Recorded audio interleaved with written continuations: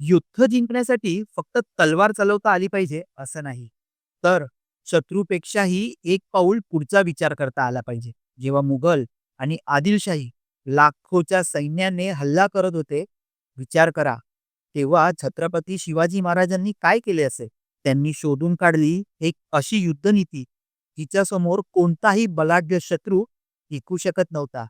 आणि हा होता गनिमी कावा. शत्रूच्या मनात भीती निर्माण करायची, त्याची दिशाभूल करायची आणि योग्य वेळी योग्य ठिकाणी वार करायचे.